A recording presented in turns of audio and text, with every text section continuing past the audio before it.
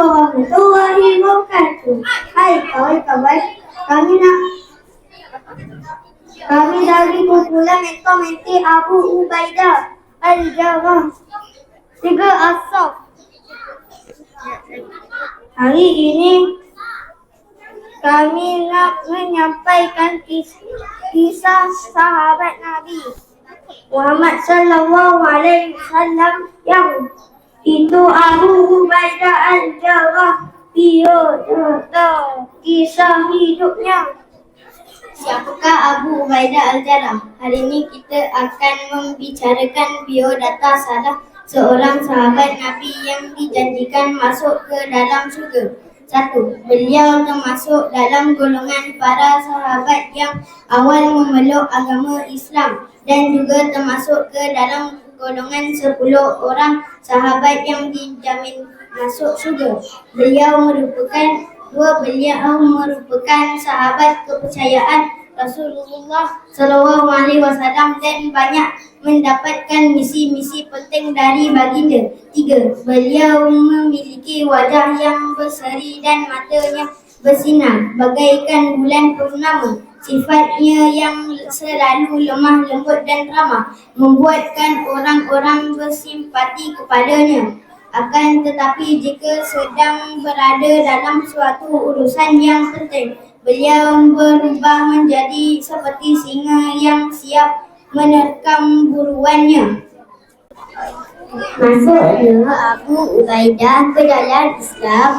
Abu Ubaidah termasuk ke dalam golongan sahabat yang awal memeluk agama Islam.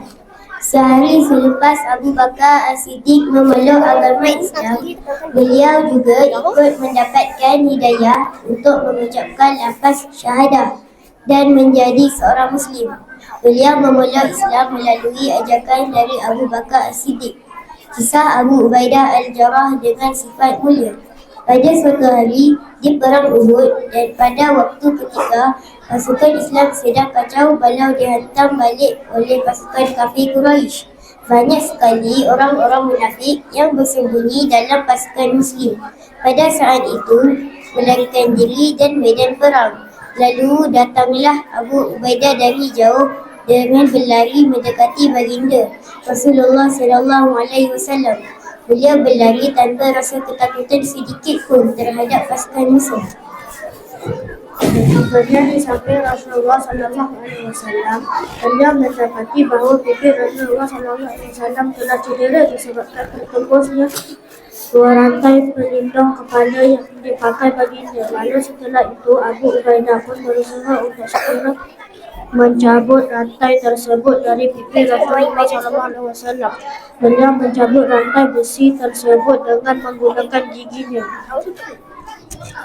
Ketika rantai pertama telah lepas dari pipi baginda, pada waktu yang sama juga giginya Abu Ubaidah pun tercabut dari tempatnya. Namun dia tetap tidak putus asa sehingga membuatkan dia berusaha lagi untuk melepaskan rantai yang kedua itu.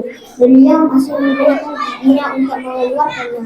Sama seperti rantai pertama, ketika rantai terakhir itu keluar, pada waktu yang sama gigi Abu Ubaidah pun ikut tercabut dari tempatnya untuk kedua kalinya dan memakan giginya di penerangan. Wafatnya Abu Ubaidah Al-Jarrah.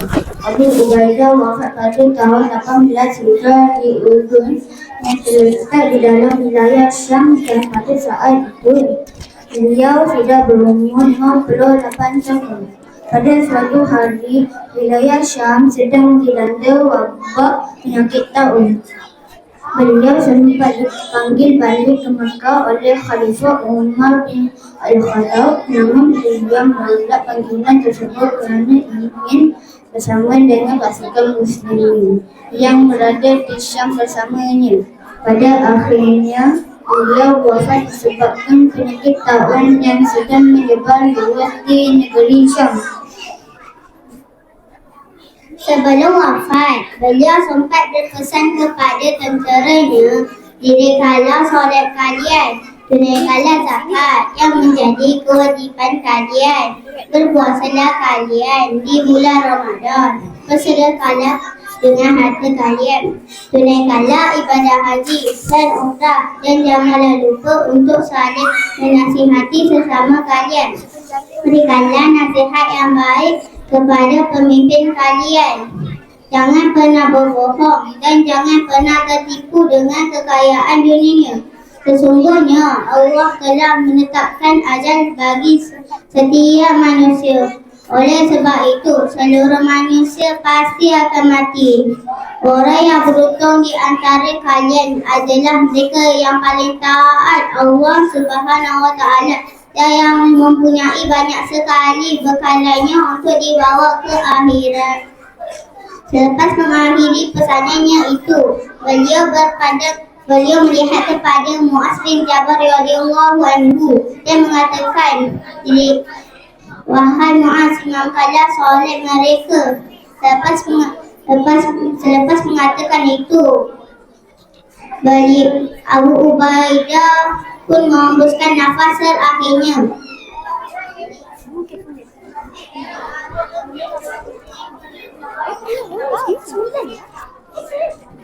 Semua pasukan muslimin pada saat itu sedih dan menangis lalu menghina Muaz bin Jabal mengambil alih tempat Abu Bakar. Dia pun berucap di hadapan orang ramai, "Wahai seluruh kaum muslimin, kalian sudah seluruh semua tahu aku tidak menemukan ada orang yang mencintai hari akhirat dan suka memberikan nasihat kepada orang-orang.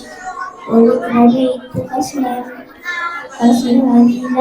beliau dan semoga kalian akan dikasihi Allah SWT."